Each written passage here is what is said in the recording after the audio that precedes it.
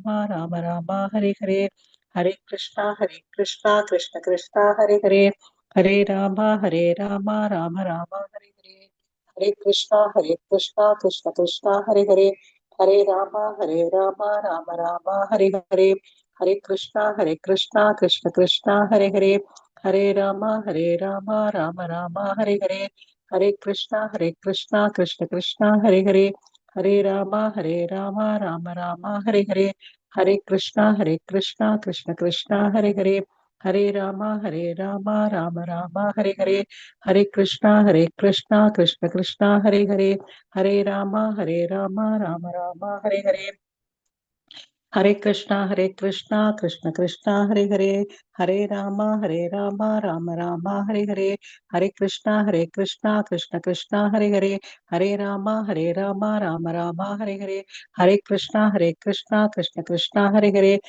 हरे राम राम राम हरे हरे, हरे कृष्णा कृष्ण कृष्णा हरे हरे, हरे राम राम राम हरे हरे, हरे कृष्णा कृष्ण कृष्णा हरे हरे, हरे राम राम राम हरे हरे, हरे कृष्णा कृष्ण कृष्णा हरे हरे, हरे राम राम राम हरे हरे, हरे कृष्णा कृष्ण कृष्णा हरे हरे, हरे राम राम राम हरे हरे, हरे कृष्णा कृष्ण कृष्णा हरे हरे, हरे राम राम राम हरे हरे, हरे कृष्णा कृष्ण कृष्णा हरे हरे, हरे राम राम राम हरे हरे, हरे कृष्णा कृष्ण कृष्णा हरे हरे, हरे राम राम राम हरे हरे, हरे कृष्णा कृष्ण कृष्णा हरे हरे, हरे राम राम राम हरे हरे, हरे कृष्णा कृष्ण कृष्णा हरे हरे, हरे राम राम राम हरे हरे, हरे कृष्णा कृष्ण कृष्णा हरे हरे, हरे राम राम राम हरे हरे, हरे कृष्णा कृष्ण कृष्णा हरे हरे, हरे राम राम राम हरे हरे, हरे कृष्णा कृष्ण कृष्णा हरे हरे, हरे राम राम राम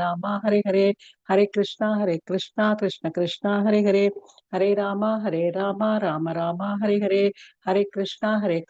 कृष्ण कृष्णा हरे हरे, हरे राम राम राम हरे हरे, हरे कृष्णा कृष्ण कृष्णा हरे हरे, हरे राम राम राम हरे हरे, हरे कृष्णा कृष्ण कृष्णा हरे हरे, हरे राम राम राम हरे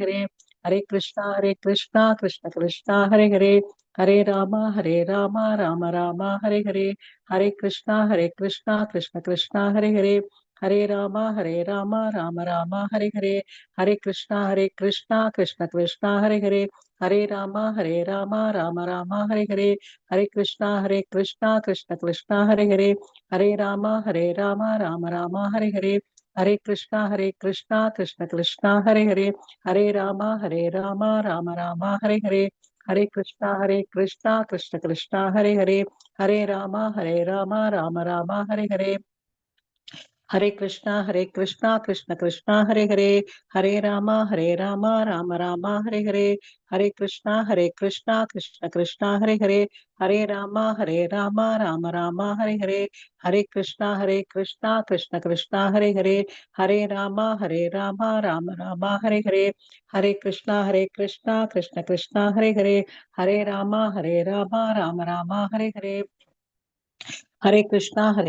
कृष्ण कृष्णा हरे हरे, हरे राम राम राम हरे हरे, हरे कृष्णा कृष्ण कृष्णा हरे हरे, हरे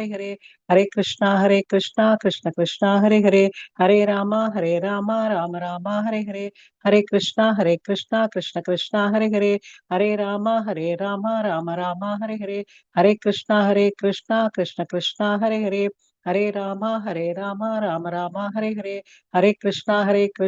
हरे कृष्णा कृष्ण कृष्णा हरे हरे, हरे राम राम राम हरे हरे, हरे कृष्णा कृष्ण कृष्णा हरे हरे, हरे राम राम राम हरे हरे, हरे कृष्णा कृष्ण कृष्णा हरे हरे, हरे राम राम राम हरे हरे, हरे कृष्णा कृष्ण कृष्णा हरे हरे, हरे राम राम राम हरे हरे, हरे कृष्णा कृष्ण कृष्णा हरे हरे, हरे राम राम राम हरे हरे, हरे कृष्णा कृष्ण कृष्णा हरे हरे, हरे राम राम राम हरे हरे, हरे कृष्णा कृष्ण कृष्णा हरे हरे, हरे राम राम राम हरे हरे, हरे कृष्णा कृष्ण कृष्णा हरे हरे, हरे राम राम राम हरे हरे, हरे कृष्णा कृष्ण कृष्णा हरे हरे, हरे राम राम राम हरे हरे, हरे कृष्णा कृष्ण कृष्णा हरे राम राम राम हरे हरे कृष्णा कृष्ण कृष्णा हरे राम राम हरे कृष्णा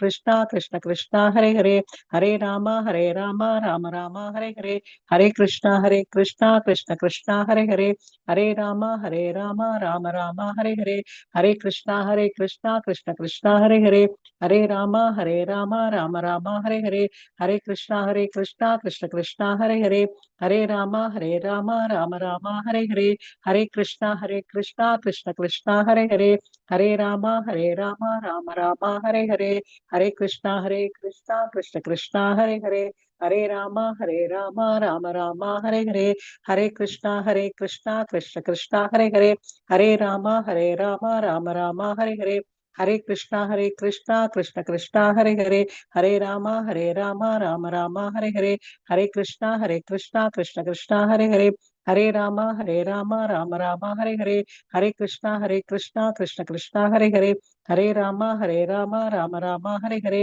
कृष्णा कृष्ण कृष्णा हरे राम राम राम हरे कृष्णा कृष्ण कृष्णा हरे राम राम हरे कृष्णा कृष्ण कृष्णा हरे राम राम राम हरे कृष्णा कृष्ण कृष्णा हरे राम राम राम हरे कृष्णा कृष्ण कृष्णा हरे राम राम राम हरे कृष्णा कृष्ण कृष्णा हरे राम राम राम हरे कृष्णा कृष्ण कृष्णा हरे राम राम राम हरे कृष्णा कृष्ण कृष्णा हरे राम राम राम हरे कृष्णा कृष्ण कृष्णा हरे राम राम राम हरे कृष्णा कृष्ण कृष्णा हरे राम राम राम हरे कृष्णा कृष्ण कृष्णा हरे राम राम राम हरे कृष्णा कृष्ण कृष्णा हरे राम राम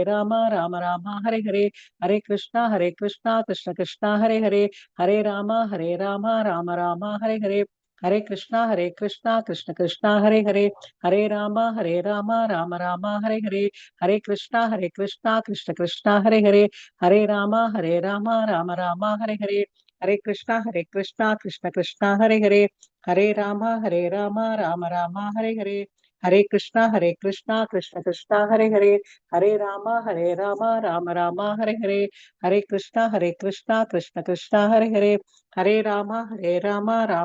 हरे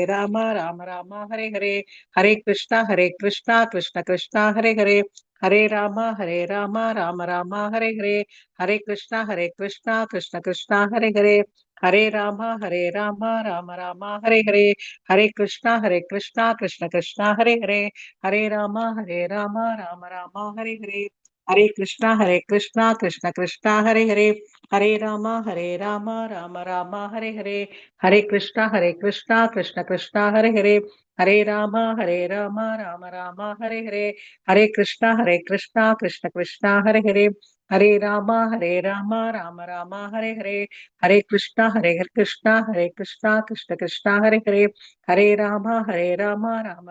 राम हरे कृष्णा कृष्ण कृष्णा हरे राम राम हरे कृष्णा कृष्ण कृष्णा हरे राम राम हरे कृष्णा कृष्ण कृष्णा हरे राम हरे कृष्णा कृष्ण कृष्णा हरे राम राम राम हरे कृष्णा कृष्ण कृष्णा हरे राम राम राम हरे कृष्णा कृष्ण कृष्णा हरे राम राम हरे कृष्णा कृष्ण कृष्णा हरे राम राम हरे कृष्णा कृष्ण कृष्णा हरे राम राम हरे कृष्णा कृष्ण कृष्णा हरे Ram Ram Ram Hare Krishna, Krishna Krishna, Hare Rama, Rama Hare Hare, Hare Krishna, Krishna Krishna, Hare Rama, Rama Hare Hare, Hare Krishna, Krishna Krishna, Hare Rama, Rama Hare Hare, Hare Krishna, Krishna Krishna, Hare Rama, Rama Hare Hare, Hare Krishna, Krishna Krishna, Hare Rama, Rama Hare Hare, Hare Krishna, Krishna Krishna, Hare Rama, Rama Hare Hare, Hare Krishna, Krishna Krishna, Hare Rama, Rama Hare Hare, Hare Krishna, Krishna Krishna, Hare Rama, Rama Hare Hare, Hare Krishna, Krishna Krishna, Hare Rama, Rama Hare Hare, Hare Krishna, Krishna Krishna, Hare Rama, Rama Hare Hare, Hare Krishna, Krishna Krishna, Hare Rama, Rama Hare Hare, Hare Krishna, Krishna Krishna, Hare Rama, Rama Hare Hare, Hare Krishna, Krishna Krishna, Hare Rama, Rama Hare Hare, Hare Krishna, Krishna Krishna, Hare Rama, Rama Hare Hare, Hare Krishna, Krishna Krishna, Hare Rama, Rama Hare Hare, Hare Krishna, Krishna Krishna, Hare Rama, Rama Hare Hare, Hare Krishna, Krishna Krishna, Hare Rama, Rama Hare Hare, Hare Krishna, Krishna Krishna, Hare Rama, Rama Hare Hare, Hare Krishna, Krishna Krishna,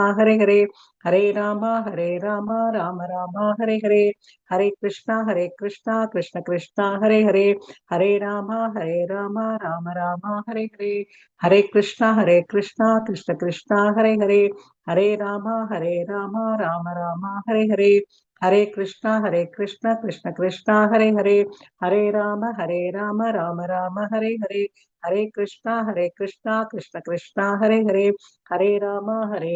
Rama, Rama Hare Hare, Hare Krishna, Krishna Krishna, Hare Rama, Rama Hare Hare, Hare Krishna, Krishna Krishna, Hare Rama, Rama Hare Hare, Hare Krishna, Krishna Krishna, Hare Rama, Rama Hare Hare.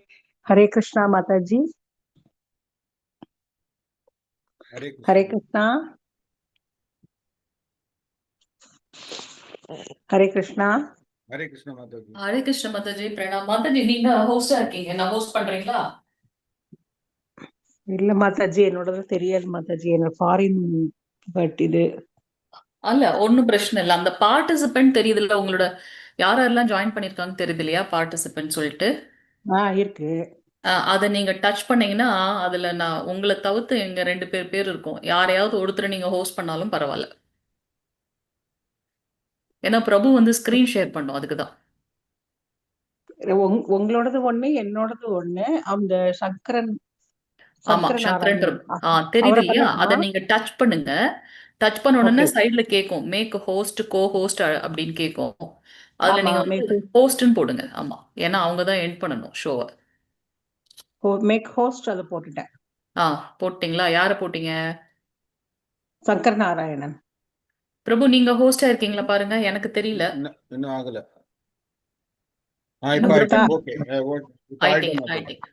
Okay okay பிரபு.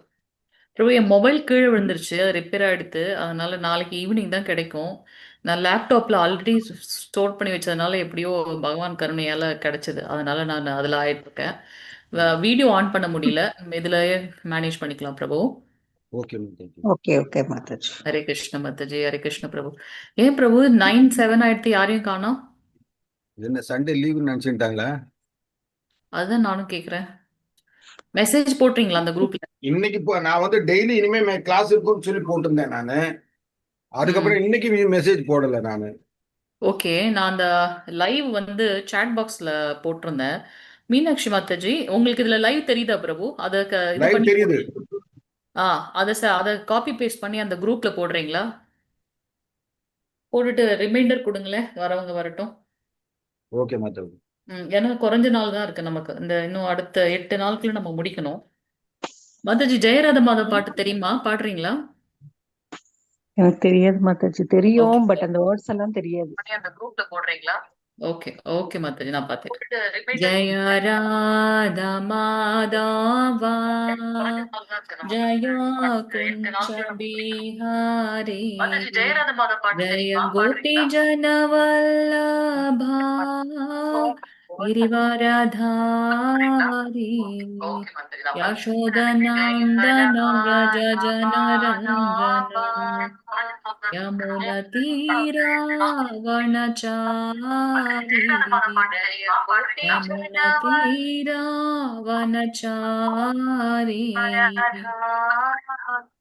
பிரபு echo அடிக்குது பிரபு, உங்களோட mute பண்ணிக்கோங்க. உங்களோட சங்கரன் பிரபு mute பண்ணிக்கோங்க. ஆமா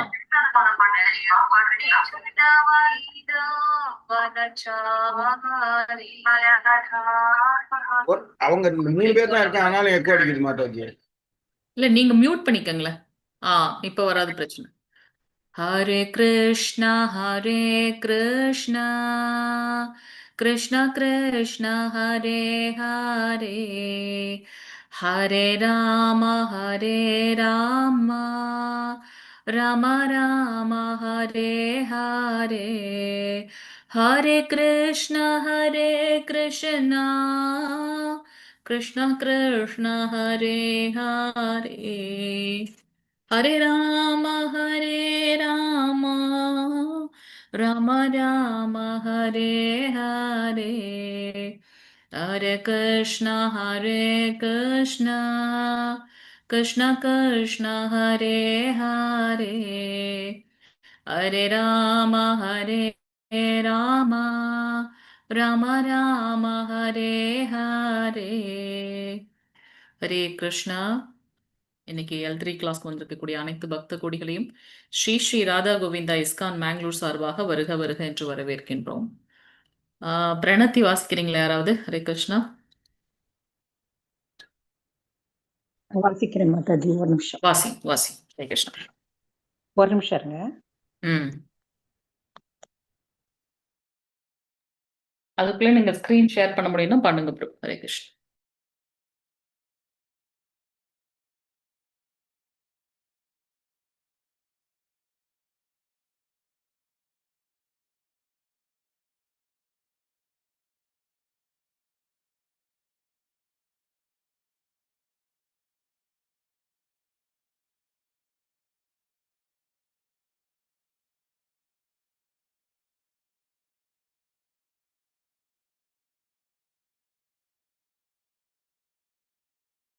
எங்களுக்கு morning டைமா, அதனால stove off பண்ணிட்டு வந்தேன். சாரி.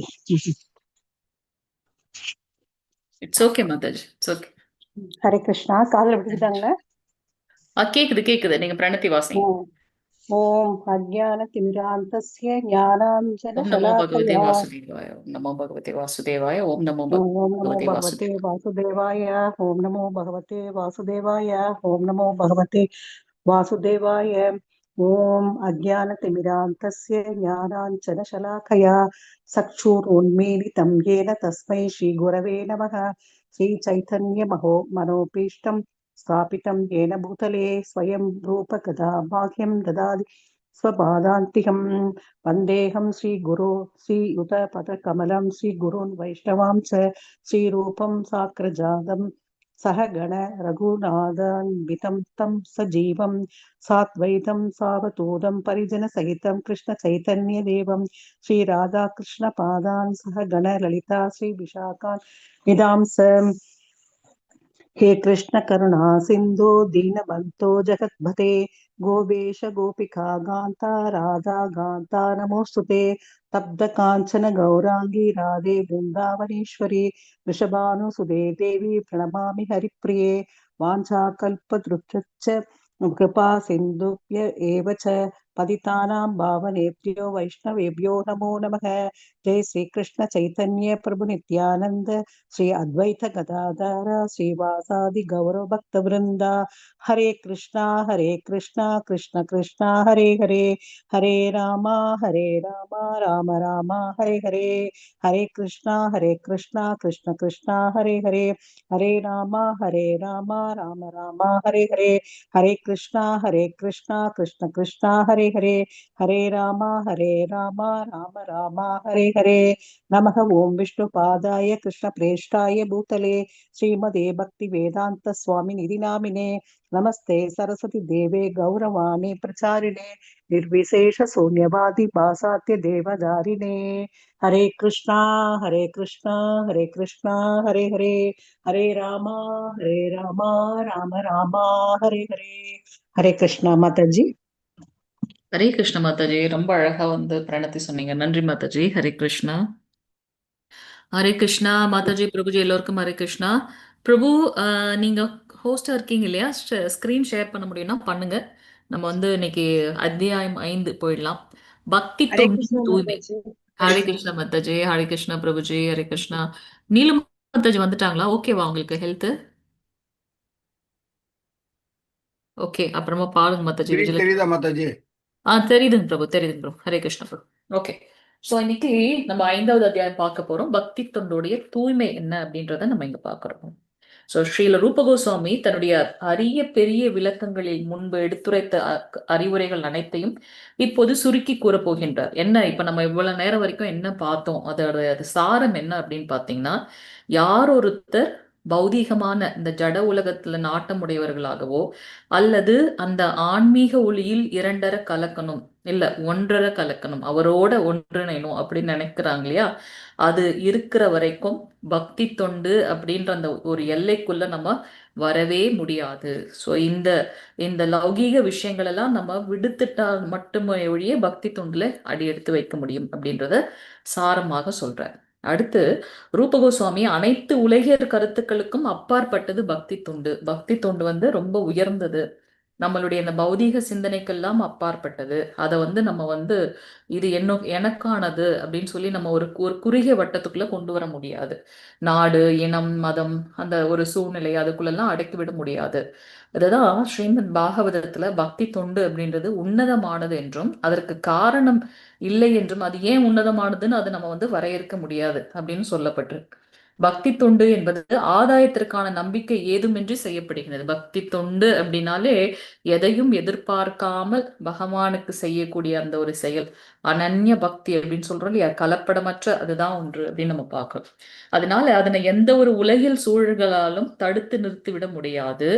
எந்தவித பாகுபாடும் இன்றி அது எல்லோருக்கும் திறந்து வைக்கப்பட்டிருக்கின்றது. அது உயிர்களின் இயற்கையான சுதர்மம், எல்லா ஜீவராசிகளுக்கும் உண்டான ஒரு உரிமையும் கூட பக்தி. இடைக்காலத்தில் என்ன ஆச்சு அப்படின்னாக்கா, பகவான் சைத்தன்யருடைய அரும்பெரும் துணைவர் யாரு, நித்யானந்த பிரபுன்னு பார்க்கிறோம். அவங்க வந்து பகவானுடைய பகவானுடைய பலராமர் அவதாரமாக நம்ம பகவான் நித்யானந்தரை பார்க்கிறோம்.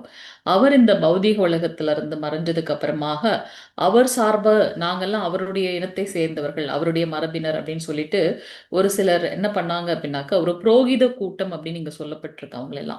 அவங்கள மட்டும்தான், நாங்க மட்டும்தான் கோஸ்வாமிகள், எங்களுடைய இனத்தில் இருக்கவங்க மட்டும்தான் வந்து பக்தி தொண்டை பயிற்சி பண்றதுக்கும் பரப்புவதற்கும் உரிமை இருக்கு அப்படின்னு சொல்லி ரொம்ப கட்டுப்பாடோட செய்து கொண்டிருந்தார்கள். அத கௌடிய வைணவ பரம்பரை சேர்ந்த ஸ்ரீல பக்தி சித்தாந்த சரஸ்வதி தாகூரார் வந்து பாத்தீங்கன்னா, அதை சிதறடிக்கும் வரையில அவங்க ரொம்ப கஷ்டப்பட்டு அதை என்ன பண்ணாங்க, அந்த செயற்கையான ஒரு அதிகாரத்தை அவங்க வந்து செலுத்தி வந்தாங்க.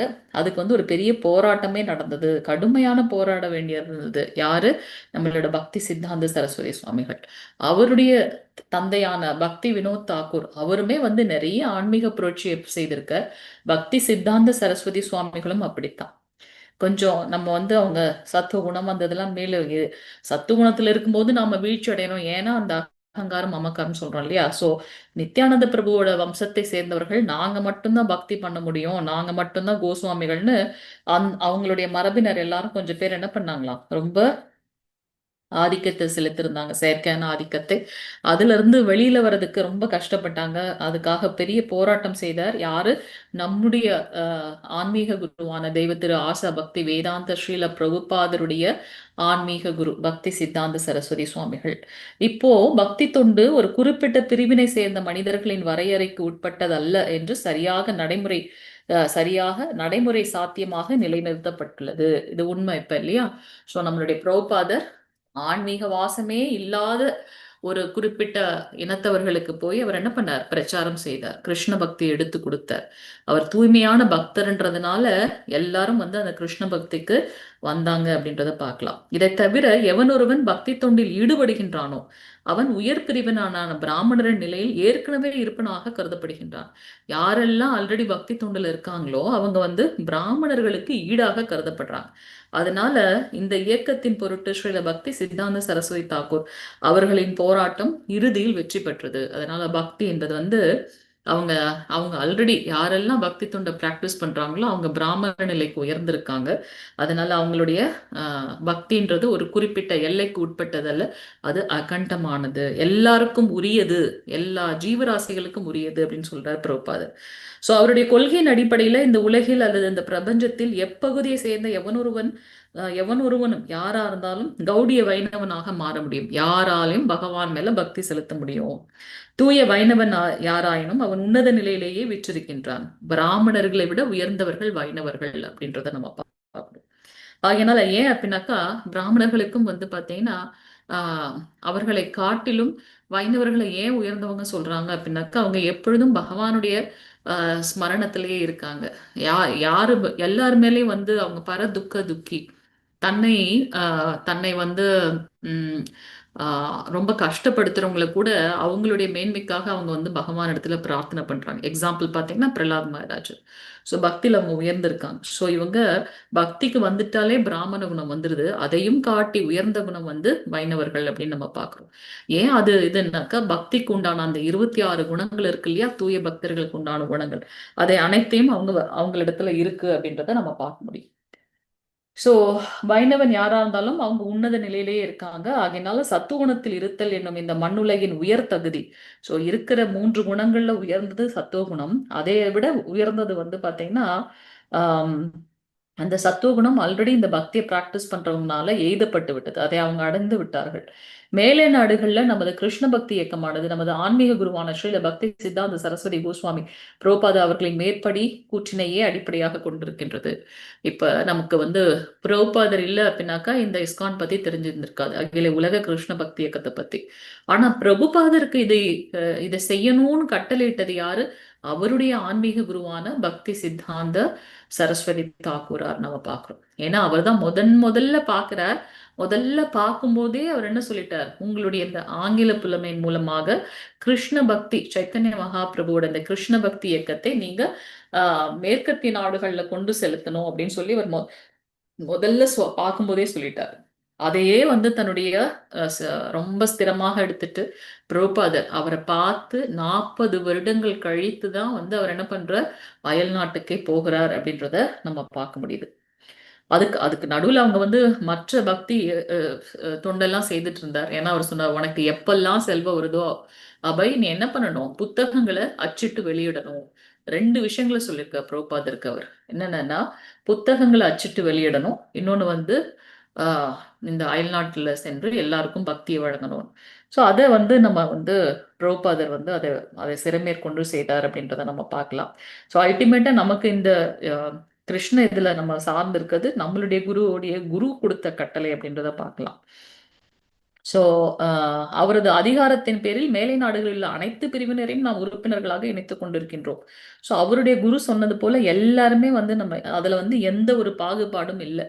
ஏன்னா வைணவர்கள் கிட்ட சமச்சித்த சமவேதா எல்லாரையும் ஒரே நிலையில வச்சு பார்க்கறாங்க. பிராமணர் எனப்படுவோர் பிராமண குலத்தில் பிறக்காத ஒருவன் முப்பரிநூல் அணியவோ உயர்ந்த வைணவனாகவோ முடியாது என்று உரிமை கொண்டாடுகின்றனர். ஆனா நாம் இது போன்ற ஒரு கோட்பாடினை ஏற்றுக்கொள்ளவே இல்லை. அந்த என்னுடைய தாய் தகப்பன் வந்து என்னுடைய தகப்பன் பிராமணர் அப்படின்னா நானும் பிராமணனா அப்படின்னு அந்த மாதிரியான உரிமை இதுக்கு தன்மை அல்ல இது. யார் ஒருத்தங்க சத்துவ குணத்துல இருக்காங்களோ, பக்தியை ஸ்திரமா ஃபாலோ பண்றாங்களோ, அவங்களுக்கு நமக்கு தீட்சை கொடுத்து அவங்களையும் நம்ம என்ன பண்றோம், இரண்டாவது தீட்சையாக பிராமண தீட்சையை கொடுத்து அவங்களையும் பகவானுக்கு அர்ச்ச விக்கிரகத்துக்கு வழிபாடு செய்யறதுக்கு கொடுக்குறோம். அப்படின்னா அந்த அளவுக்கு அவங்கள அந்த குவாலிட்டிஸை உயர்த்தி அவங்கள அந்த அளவுக்கு தகுதியுடையவர்களாக மாற்றி அவங்கள வந்து பக்தி மார்க்கத்தை எடுத்து செல்றோம். அவங்க வந்து பிறப்பின் அடிப்படையில வேற ஏதோ ஒரு நிலையில இருந்திருக்கலாம். ஆனா இப்ப சத்துவ குணத்துல பக்தியை பிராக்டிஸ் பண்றாங்க அப்படின் போது அவங்களுக்கு வந்து அந்த ஆஹ் ஆශ්‍රய அவங்கள வந்து குருவன் சரணாகதி அவங்கள எடுத்து அவங்களுக்கு வந்து ஹரிநாம தீட்சை கொடுத்து பக்தியை ஸ்திரமா பிராக்டிஸ் பண்ண வச்சு பிராமண தீட்சையை கொடுத்து அவங்கள அதுக்கு தகுதியாக்கி பகவானுக்கு பக்தி தொண்டு நேரடியாக செய்யறதுக்கு அவங்கள தயார் பண்றோம். அவங்க பிராமண குலத்துல பிறக்கணுன்ற அவசியமே இல்லை. அதை யாரு நம்ம வந்து பண்ணிட்டு இருக்கோம் அப்படின்னாக்கா இஸ்கான்ல அதை நம்ம பண்ணிட்டு இருக்கோம். அதனால இது போன்ற ஒரு கோட்பாட்டினை அவங்க ஏற்றுக்கொள்ளவில்லை. அதனால் இது ரூப கோஸ்வாமியாலோ அல்லது பல்வேறு சாஸ்திர நூல்களினாலோ ஆதரிக்கப்படவில்லை. இது இந்த மாதிரி அவங்க வந்து ஆஹ் பிறப்பின் அடிப்படையில இருக்கவங்க மட்டும்தான் அப்படின்னு அவங்க வந்து அதை சொல்லல. யாரு ரூப கோஸ்வாமியோ அல்லது பல்வேறு வேத சாஸ்திர நூல்கள்லயே சொல்லப்படல. நம்மளுடைய குணங்களுக்கு ஏற்றாற் போல நமக்கு வந்து இந்த வர்ணம் இருக்கு அப்படின்றத பாக்குறோம். ஸோ ஸ்ரீல ரூப கோஸ்வாமி இங்க ஒவ்வொரு மனிதனும் பக்தி தொண்டினை ஏற்றுக்கொண்டு கிருஷ்ண உணர்வு பெறுவது அவன் பிறப்புரிமை, இது வந்து பர்த் ரைட்ஸ்ன்னு சொல்றார் என்று வற்புறுத்தி கூறுகின்றார். பிரபுபாதருடைய கருணையினால உலகம் முழுவதும் நம்மளுடைய ஆச்சாரியர்களை பாருங்க. நம்ம நம்ம வந்து இது நம்ம எங்கெல்லாம் அந்த புனித ஸ்தலம் இருக்கு இல்லையா, நம்மளுடைய விருந்தாவனமாக இருக்கட்டும் இல்ல மாயாப்பூர் ஆகட்டும், நம்ம நம்ம பிராக்டிஸ் பண்றதை விட அந்த மேற்கத்திய நாடுகள்ல அந்த அயல் நாட்டை சேர்ந்தவர்களுடைய அந்த அந்த பக்தர்களுடைய பக்தி உண்மையாலுமே ரொம்ப ஸ்திரமாக இருக்கு. அவங்க வந்து கால செருப்பு கூட போகாம வந்து பாத்தீங்கன்னா போடாம அவ்வளோ இதா இருப்பாங்க. நம்ம தான் வந்து குளிர் இதெல்லாம் பார்ப்போம், அவங்க அதெல்லாம் துச்சம். பிரபுபாதர் சொல்லிட்டார் அவ்வளவுதான், அதை அப்படியே ஃபாலோ பண்றது. அவ்வளோ ஒரு உறுதியோட டிட்டர்மினேஷனோட இருக்காங்க. அந்த அளவுக்கு வந்து உயர்ந்து இருக்காங்க அப்படின்னாக்கா அந்த வைராகியம், அவங்க ஆன்மீக குரு மேல வச்சிருக்கக்கூடிய அந்த அன்பு வைராகியம், அது பக்தி, அதுதான் வந்து இதுக்கெல்லாம் காரணம். ஸோ இதுல இருந்து என்ன தெரியுது அப்படின்னாக்கா பக்தி வந்து ஒரு குறிப்பிட்ட எல்லைக்கு உட்பட்டது அல்லது அது அகண்டமானது, எல்லாருடைய பர்த் ரைட்ஸும் கூட அப்படின்றத பார்க்கிறோம். இது பிறப்புரிமையின் வற்புறுத்தி கூறுகின்றார். அவர் பல்வேறு சாஸ்திரங்கள் வந்து இதற்கு ஏராளமான ஆதாரங்களையும் கொடுத்திருக்கின்றார். அதிலும் குறிப்பாக அவர் பத்ம புராணத்தில் வசிஷ்டருக்கும் மன்னர் திலீபனுக்கும் இடையில் நிகழ்ந்த உரையாடல் பகுதியை மேற்கோள் காட்டுகின்றார். அதில் வசிஷ்டர் திலீபனிடம் சொல்றார், என்னன்னு சொல்றாருன்னா, அன்பிற்குரிய வசிஷ்டர் அந்த அஷ்ட வசுக்கள்ல ஒருத்தர், 7 ரிஷிகள் முதல்ல வந்தாங்க இல்லையா, அதுல ஒருத்தர் அவர். ஸோ அவர் வந்து என்ன சொல்றாரு அப்படின்னாக்கா, அரசனே, ஒவ்வொரு மனிதனும் மார்கழி மாதத்தில் அதிகாலை எழுந்து நீராடும் உரிமையை பெற்றிருப்பது போல குளிக்கிறது எல்லாருக்கும் ஒரு பர்த் ரைஸ். அதை யாரும் வந்து நோ நீ குளிக்கூடாதுன்னு சொல்ல முடியாது இல்லையா, அதுவும் மார்கழி மாதத்துல. ஸோ அப்படி பக்தி தொண்டு செய்யக்கூடிய உரிமையும் ஒவ்வொருத்தவங்களும் பெற்றிருக்கின்றார்கள் என்று இதற்கு மேலும் ஆதாரம் ஸ்கந்த புராணத்துல காசி கண்ட என்ற பகுதியில கிடைக்குது. என்ன, மயூரத்வஜம் அப்படின்ற நாட்டுல சூஸ்திரர்களின் தாழ்ந்த குலத்தை சேர்ந்தவர்கள் வைணவ கோட்பாட்டு பக்தி தொண்டுக்கு தீட்சை அளிக்கப்படுகின்றனர். அவர்கள் முறையாக ஆடை உடுத்தி உடலெங்கும் திலகமணிந்து கழுத்திலும் கையிலும் மாலையுடன் நின்ற பொழுது அவர்கள் சாட்சாத் வைகுண்டத்திலிருந்து வந்தவர்கள் போல தோன்றினார்கள். உண்மையில் அவர்கள் எழில்மிக்கவர்களாகவும் சாதாரண பிராமணர்களை விட பன்மடங்கு மேலானவர்களாகவும் காணப்பட்டார்கள். சூத்திரர்களை விட தாழ்ந்த நிலையில இருக்கக்கூடியவங்க பக்தியில வந்ததுக்கு அப்புறம் உயர்ந்த வைணவர்களாக கருதப்படுறாங்க. அவங்க வந்து அந்த வழிமுறைகளை ஃபாலோ பண்றது எப்படி இருக்குன்னா, வைகுண்டத்துல இருந்து வந்தவங்களை போல ஜொலி ஜொலிக்கிறாங்களா, அவங்க ரொம்ப எழில்மிக்கவராகவும் சாதாரண பிராமணர்களை விட உயர்ந்த நிலையில அவங்க காணப்படுறாங்க. இந்த மாதிரி ஒரு வைணவன் தானாகவே பிராமணன் ஆகினோம். எப்பொழுது ஒருத்தவங்க வைணவரா ஆகுறாங்களோ அவங்க தான் அந்த பிராமண குணம் ஆல்ரெடி அவங்க கிட்ட இருக்கு. ஏன்னா இதெல்லாம் பக்தனுடைய குணங்கள் அப்படின்னு வைணவத்துல சொல்லப்பட்டிருக்கு. அதை அவங்க பிராக்டிஸ் பண்ணும்போது தன்னாலேயே அந்த பிராமண குணம் அவங்க கிட்ட இருக்குன்றதை பார்த்துக்கலாம். இதுதான் வந்து சனாதன கோஸ்வாமியால வைணவ வழிகாட்டியாக திகழும் அவரதுடைய நூல் ஹரிபக்த விலாசத்துல சொல்லப்படுது. எவரொருவர் வைணவராக பிராக்டிஸ் பண்றாங்களோ அவங்க ஆல்ரெடி பிராமண நிலையில உயர்ந்திருக்காங்க. எதுக்கு நம்ம மீண்டும் மீண்டும் பிராமணன் சொல்றோம்? அவங்க கிட்ட இருக்கக்கூடிய உயர்ந்த, அவங்க கிட்ட இருக்கக்கூடிய சிரேஷ்டமாக இருக்க குணம் என்ன அப்படின்னாக்கா சத்துவகுணம். சத்துவகுணத்துல அவங்களுடைய செயல்கள் என்னவாக இருக்கு, சாஸ்திரங்களை படிச்சு தெரிஞ்சுக்கிறது, அதே சாஸ்திரங்களை மற்றவங்களுக்கும் சொல்லித்தரது, அர்ச்ச விக்கிரக வழிபாடு அவங்களும் செய்யறது, மற்றவங்களையும் செய்ய வைக்கிறது, அவங்களுக்கும் கற்றுக் கொடுக்கறது, அது போல தான தர்மங்களை அவங்களும் செய்யணும், அதை ஏற்றுக்கொள்ளவும் செய்யணும். இந்த 6 விஷயங்களை அவங்க செய்யறவங்க. அதனால அவங்க வந்து ஆஹ் பிராமணர்களா, தூய பக்தர்களாக கருதப்படுறாங்க. ஸோ அதுதான் நம்ம இங்க பார்க்கிறோம். இங்க ஆஹ் ஆம், ஆரியபக்த விலாசத்துல அவர் சொல்றார், வெண்கலத்தோட பாதரசம் கலக்கும் பொழுது அது தங்கமாக மாறுறது போல வைணவ கோட்பாட்டிற்கு தீட்சை அளிக்கப்படுபவன் நிச்சயம் பிராமணன் ஆகின்றான். யாரெல்லாம் வைணவ குணத்துல இருந்து தீட்சை அளிக்கப்படுகின்றார்களோ அவங்க பிராமணனாக மாறுறாங்க. உம் சாஸ்திரங்களின் அடிப்படையில் ஒரு உண்மையான ஆன்மீக குரு எவனொருவனையும் வைணவ கோட்பாட்டிற்கு மாற்ற முடியும். ஸோ நம்ம வந்து முதல் ஸ்லோகத்திலே பார்த்தோம் இல்லையா? யார் ஒருத்தவங்க வந்து தன்னுடைய புலன்களை கோஸ்வாமிகளாக இருக்காங்களோ அவங்க உலகம் முழுவதும் சிஷ்யர்களை வைத்துக் கொள்ளக்கூடியதுக்கு தகுதியானவங்கன்னு பார்க்கணும். ஸோ இங்க நம்மளுடைய இஸ்கான்ல பிராக்டிஸ் பண்றவங்க எல்லாருமே வந்து அந்த உயர்ந்த நிலையில இருக்காங்க. ஸோ அவங்களால சாஸ்திரத்தின் அடிப்படையில ஒரு ஒரு உண்மையான குரு என்ன பண்றாரு அப்படின்னா, ஆம், யாரை வேணாலும் ஒரு வைணவனாக மாற்றக்கூடிய அளவுக்கு தகுதி கொண்டவர்களாக இருக்காங்க. அப்போது அவன் பிராமணன் என்னும் உயர்நிலைக்கு இயற்கையாகவே வந்து விடுகின்றான். அவங்க பக்தர்களாக வரும்போது உயர்ந்த நிலைக்கு அவங்க வந்துடுறாங்க. எப்படி பூவோடு சேர்ந்த நாரும் மணக்கும் அப்படின்னு பாக்குறோம். ஒரு நெருப்பு பிழம்பு இருக்கு அப்படின்னா அதுல ஒரு இரும்பு போச்சுன்னா அதுவும் வந்து அதே நெருப்பு பிழம்பா மாறிடுறதையும் பாக்குறோம். கந்தகம் இருக்கிற இதுல வந்து இரும்பும் வந்து அந்த காந்த சக்தியை கொண்டு இருக்கு இல்லையா? அது போல அவங்க அந்த நிலையில இருக்கிறதுனால அவங்களுடைய அசோசியேஷனால, உயர்ந்த குரு ஆச்சாரியர்களுடைய அசோசியேஷனால பக்தர்களும் அந்த நிலைக்கு மாறிடுறாங்க. எனினும் ஸ்ரீல ரூப கோஸ்வாமி ஒரு தேர்ந்த ஆன்மீக குருவால் ஒருவன் முறைப்படி தீட்சை அளிக்கப்பட்டான் என்றால் அத்தீட்சையை பெற்றவுடன் ஒழுங்குமுறை விதிகளை அவன் எப்போதுமே பின்பற்ற வேண்டியவனாகின்றான். இங்க வந்து தீட்சை வாங்கினவங்களுடைய குணங்கள் செயல்களும் எப்படி இருக்கணும்னு பார்த்து சொல்லப்படுது. நம்மளுடைய பக்தி தீட்சை வாங்கினதுக்கு அப்புறம் தான் ஸ்டார்ட்டே ஆகுது. அப்பதான் நம்ம ரொம்ப பயபத்திரத்தோட நம்மளுடைய செயல்களை செய்யணும். ஆன்மீக குருவினை ஏற்றுக்கொண்டு தீட்சை பெற்ற பின்னர் ஒருவன் பக்தி தொண்டின் ஒழுங்குமுறை விதிகளை கடைபிடிக்கவில்லை என்றால் அவன் மீண்டும் வீழ்ச்சி அடைகின்றான். ஸோ பக்தி தொண்டை நம்ம திருப்பி தீட்சை வாங்கினதுக்கு அப்புறம் ஃபாலோ பண்ணலன்னா நம்ம வீழ்ச்சி அடைகிறோம். ஒருவன் தான் கிருஷ்ணரின் உன்னத உடலின் ஒரு பாகம் என்றும் அப்படி பாகமாக இருக்கும் தான் முழுமை பெற்ற உடலுக்கு அல்லது கிருஷ்ணருக்கு தொண்டு செய்யும் கடமை உடையவன் என்றும் எண்ணுதல் வேண்டும். நாம பகவானுடைய பார்ட் அண்ட் பார்சல். நம்மளுடைய சுபாவமே என்னவாக இருக்கணும்? அவருக்கு பக்தி தொண்டு செய்யறதாக இருக்கணும். நாம் கிருஷ்ணருக்கு தொண்டு செய்யல அப்படின்னா மீண்டும் வீழ்ச்சி அடைவோம். தீட்சை பெற்று விடுவதனால் மட்டும் ஒருவன் உயர்ந்த பிராமணனாகி விட முடியாது. ஸோ பகவானுக்கு தொண்டு செய்யல அப்படின்னாக்கா வீழ்ச்சி என்பது நிச்சயம். அதனால ஆஹ் தீட்சை வாங்கிட்டேன் நானும் ஒரு பெரிய பிராமணன் நம்ம சொல்லிக்க முடியாது. ஒருவன் தனது கடமைகளை செய்யவும் ஒழுங்குமுறை விதிகளை கடுமையாக பின்பற்றும் வேண்டும் என்று எச்சரிக்கின்றார். ஸோ நம்மளுடைய கடமை என்ன? பகவானை திருப்திப்படுத்துறது. நமக்கு கொடுக்கப்பட்ட விதிமுறைகளை ஸ்ட்ரிக்டா ஃபாலோ பண்ணது. நமக்கு என்ன கொடுத்துருக்கா? ரொம்ப சிம்பிளிஃபை பண்ணி கொடுத்துருக்கா பிரபாது. 16 மாலைகள் ஜபம் பண்றது, அதுக்கப்புறம் இந்த ஏபிசிடி பக்தர்களுடைய சங்கம், ஸ்ரீமத் பகவத்கீதை பாகவதம் படிப்பது, சாண்டிங் பண்றது, பிரசாதம் எடுத்துக்கொள்வது. இதுதான் நம்மளுக்கு கொடுக்கப்பட்ட ஒழுங்குமுறை விதிகள். அதை ஸ்திரமா ஃபாலோ பண்ணணும்.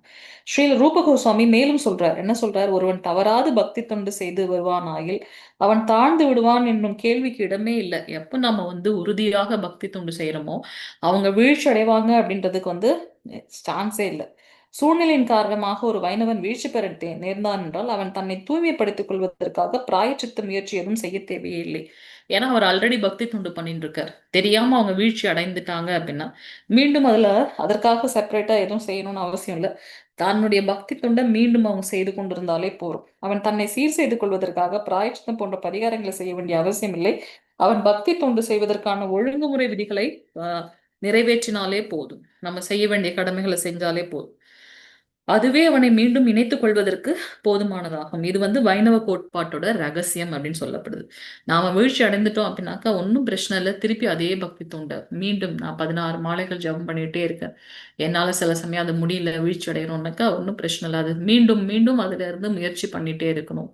அதை தாண்டி நம்ம நெகட்டிவான சைட்ல போகக்கூடாது. நடைமுறையில் ஒருவன் தன்னை ஆன்மீக உணர்வு நிலைக்கு உயர்த்தி கொள்ள 3 வழிமுறைகள் இருக்கின்றன. நம்ம வந்து அந்த உயர்ந்த ஆன்மீக உணர்வுக்கு வர்றதுக்கு 3 வழிமுறைகள் என்ன இருக்கு? கர்ம, ஞான, பக்தி. இததான் சிரேஷ்டமா பக்தி பகவத்கீதையில பார்க்கும். முதல் 6 அத்தியாயங்கள் கர்மத்தையும், மத்தியில இருக்கக்கூடிய 6 அத்தியாயங்கள் பக்தியையும், கடைசியாக இருக்கக்கூடிய 6 அத்தியாயம் ஞான யோகத்தையும் நமக்கு சொல்லித் தருது. ஸோ சமய சடங்குகளை செய்தல், நம்ம என்ன ஒரு செயல் செய்தாலும் அது பகவானை திருப்திப்படுத்துறதுக்காக சமய சடங்குகள் ரொம்ப முக்கியம்.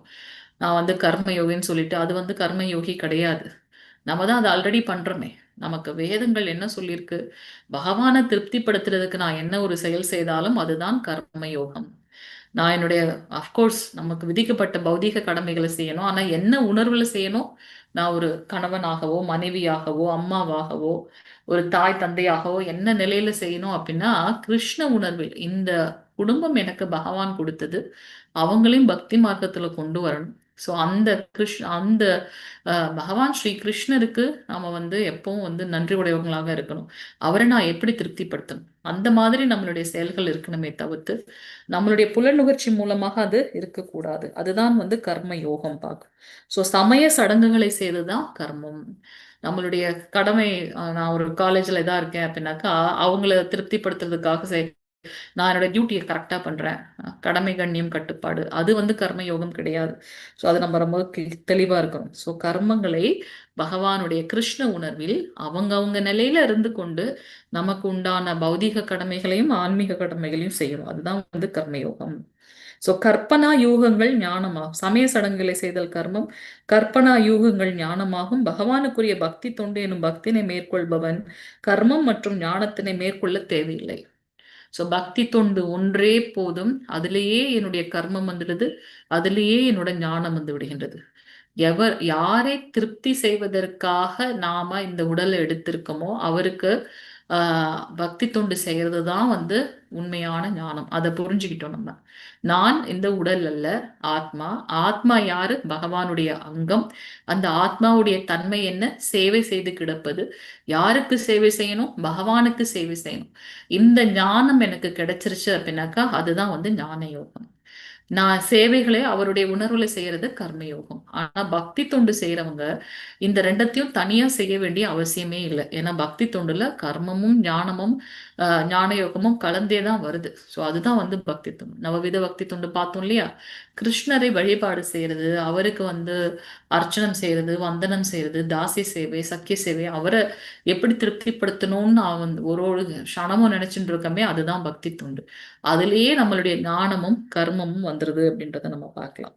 ஸோ யார் ஒருத்தவங்க பகவானுக்கு ரொம்ப ஸ்திரமா வந்து பக்தி தொண்டு பண்றாங்களோ அவங்க ஞான கர்மத்தை செய்ய வேண்டிய அவசியம் இல்லை. தூய பக்தி தொண்டு அல்லது கர்மம் அல்லது ஞானத்தின் கரைபடியாத ஒன்று என்று ஏற்கனவே விளக்கப்பட்டிருக்கிறது. தூய பக்தி தொண்டுல எதுவுமே எதிர்பார்க்காம செய்யறோம், அனன்ய பக்தி.